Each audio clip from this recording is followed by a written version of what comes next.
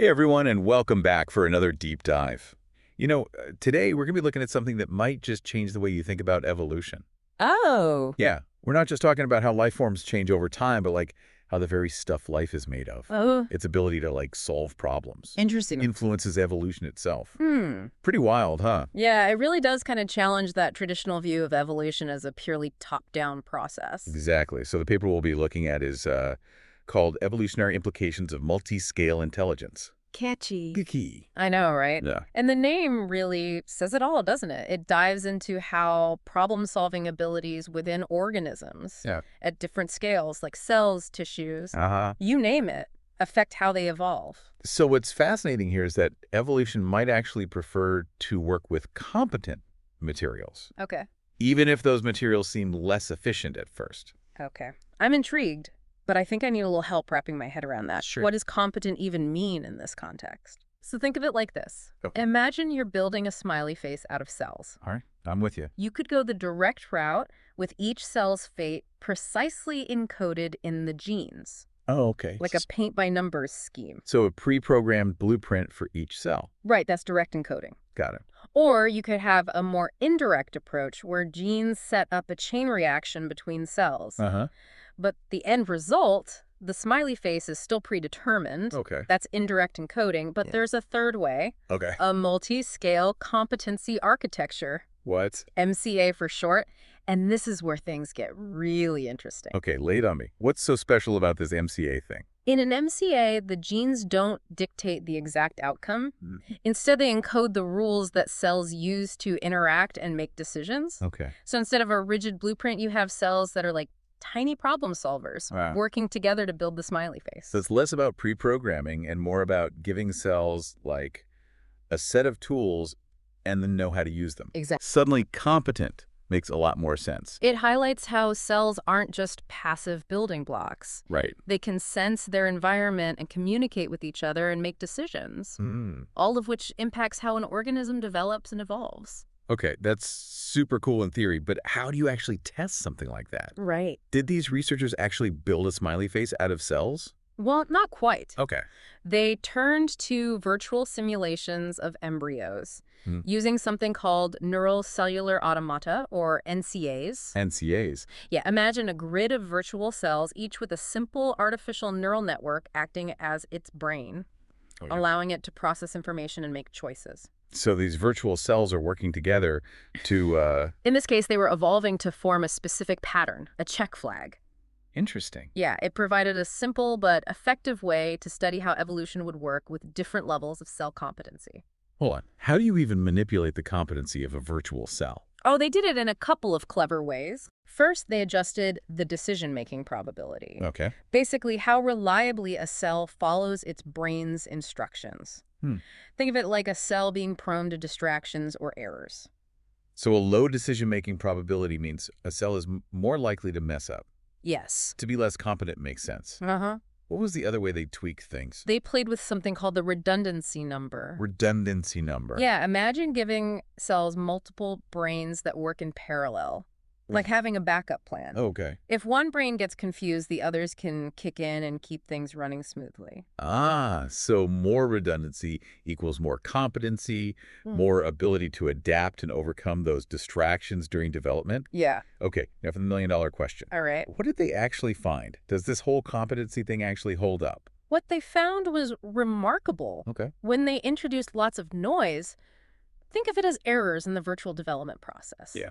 Evolution overwhelmingly favored those NCAs with higher competency. Makes sense. Yeah. If your cells are constantly messing up, you need some serious problem-solving skills to survive and reproduce. Precisely. But here's the catch. What's that? It wasn't always advantageous to have super competent cells. Really? Too much competency could sometimes backfire. Yeah. The virtual cells could become so confident in their problem solving that they'd get stuck in less optimal solutions. Oh. It's like being so sure of yourself that you miss out on an even better path. So everything in life, it's all about balance. Exactly. You need just the right amount of competency to thrive. Evolution seemed to find a sweet spot, a balance between competency and that direct encoding we talked about earlier. And get this, the ideal balance actually shifted depending on how challenging the virtual environment was. So in a stable, predictable environment, maybe that direct encoding is more efficient. Right. But in a chaotic, unpredictable world, Yeah. you really need those adaptable problem-solving cells to survive. You're getting it. But here's where it gets even more interesting. Those NCAs with higher competency weren't just good at surviving the specific conditions they evolved in. They were also better at handling new situations, Yeah. challenges they'd never encountered before. Wait, hold on. Are you saying that being more competent in one situation made them more adaptable overall? You got it. They were able to generalize their problem-solving skills, which is a sign of genuine intelligence. Wow. And what's even more mind-blowing is that they adapted to entirely new tasks faster. Really? For example, if you switch the target pattern from a check flag to, say, a smiley face, Okay. the more competent NCAs figured it out much quicker. Wow, that's incredible. So it's not just about surviving.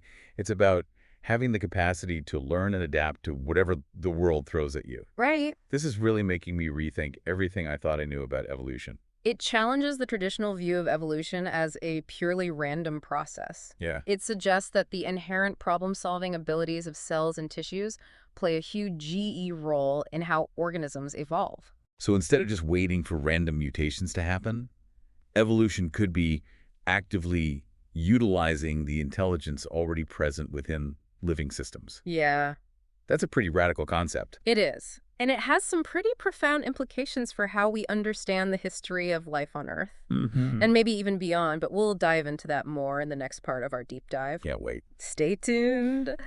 Welcome back, everyone. I'm still reeling from that last segment. I know, right? This whole idea that competency, that problem-solving ability within cells Yeah.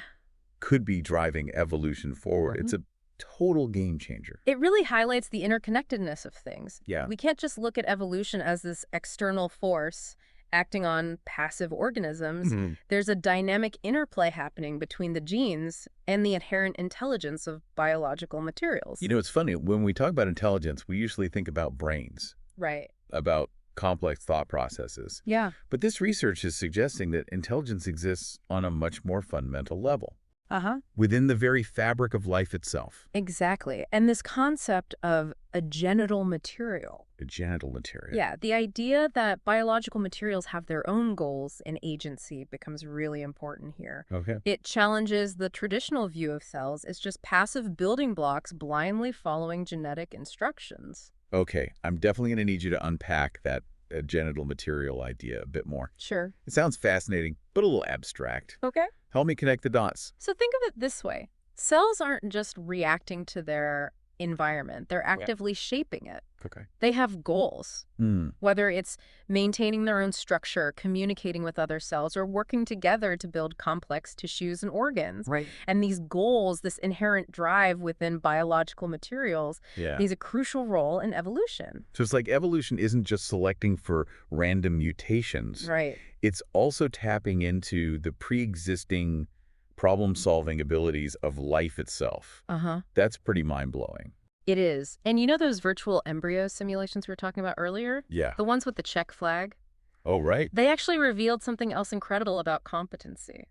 Okay. Remind me what happened there again? Well, the researchers didn't stop at just evolving those virtual cells to form the check flag. They wanted to see how those NCAs would perform on entirely different tasks. Okay. So they switched things up and challenged those virtual embryos to form a whole new pattern, a smiley face. Yes. And if I remember correctly, those NCAs with higher competency figured out the smiley face faster. Yeah. But is that all? It's more than just speed. Yeah. What's truly remarkable is that those more competent NCAs were not only faster, but also more successful at solving these new, unexpected tasks. Oh, wow. It was like the challenges they'd faced in those noisy, unpredictable environments had forced them to develop a more robust and flexible intelligence. So you're saying that by evolving to survive in one challenging situation, Right. they actually became better problem solvers overall. Yeah. That's amazing. And that ability to transfer knowledge to new situations, to generalize from experience, is a hallmark of true intelligence. It's what allows us to learn from our mistakes, to adapt to change, to come up with creative solutions to unexpected problems. You know, that makes me think about those extremophiles. Oh, yeah. The organisms that thrive in places we once thought were uninhabitable, Right. like those bacteria that live in boiling hot springs or at the bottom of the ocean. Mm-hmm. They must have developed some serious problem-solving skills to survive in those extreme environments. Exactly. And those problem-solving skills might not just be limited to surviving those specific conditions. Uh, They could provide an advantage in all sorts of ways. Maybe Mhm. they're better at adapting to changes in temperature or food availability, Hmm? or maybe they're more resistant to diseases. Interesting. It's like evolution isn't just about surviving in the moment. Yeah. It's about developing the capacity to thrive in the face of whatever challenges life throws at you. It's like they have a secret weapon, Right. the inherent intelligence of life itself, Yeah.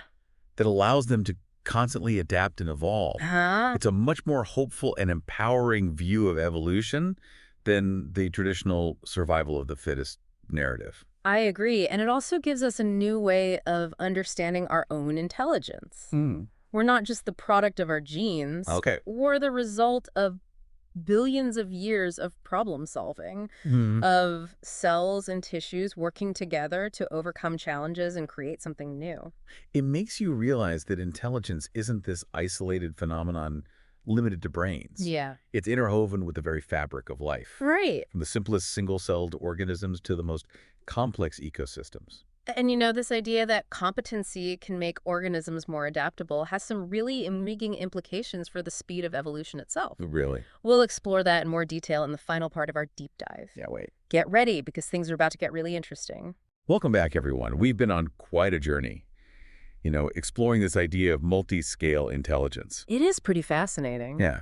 How the problem-solving abilities within organisms, Yeah. right down to their cells and tissues, can impact their evolution. As we've seen, it really does challenge a lot of our assumptions about how evolution works. Yeah. It's not just about random mutations and survival of the fittest. Right. There's this whole other layer of complexity and intelligence at play. You know what really blew my mind? What's that? Was this idea that competency might actually speed up the evolutionary process.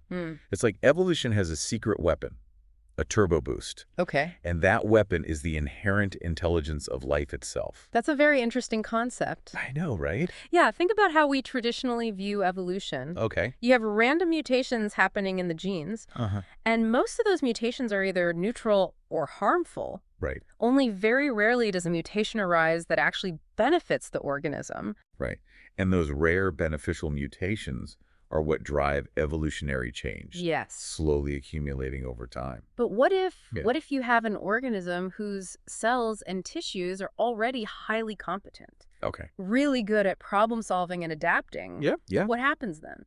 Well, I imagine those random mutations, even the small ones, might have a much bigger impact. Okay. It's like having a more sensitive control knob. Yeah, A tiny tweak could lead to a much more significant change. exactly. Instead of waiting around for those rare beneficial mutations, organisms with competent material can take advantage of even the slightest genetic shifts. Oh, wow. They're able to explore a wider range of possibilities, which Yeah. means they can adapt and evolve faster. So it's like competency unlocks a whole new level of evolutionary potential, Right. allowing organisms to innovate and diversify at a much faster rate. Precisely. And, this could help explain those periods of rapid evolutionary change we see in the fossil record. Oh, yeah? Like the Cambrian explosion, where life suddenly diversified into a dazzling array of forms.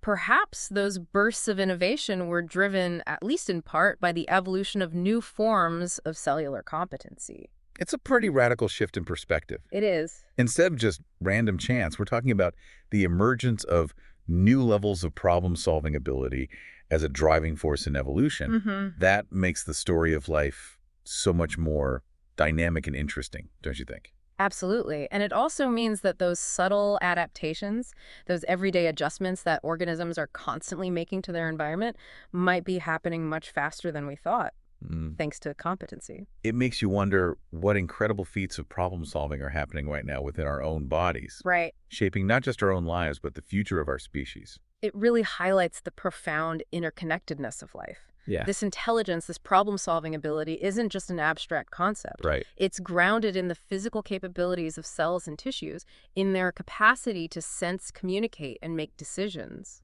And it's playing a vital role in shaping the evolution of life on Earth. It's such an elegant and empowering concept. Yeah. This idea that the intelligence of life itself is driving evolution forward. And it raises so many exciting questions, doesn't it? If competency is a driving force in evolution, what does that mean for the future of artificial intelligence? Hmm. Could we design machines that evolve and adapt just like living organisms? That's a pretty mind-blowing thought. It is. It seems like with every new discovery, we're only just beginning to scratch the surface of what's truly possible. Exactly. There's a whole universe of wonders waiting to be explored. Well, on that note, we've come to the end of our deep dive. It has been fun. I don't know about you all, but I'm walking away with a whole new appreciation for the incredible intelligence woven into the fabric of life. It's been a fascinating journey. And as always, we encourage you to keep exploring, keep asking questions, and keep diving deep. Yes. Who knows what other amazing discoveries are waiting out there. Until next time. Yeah.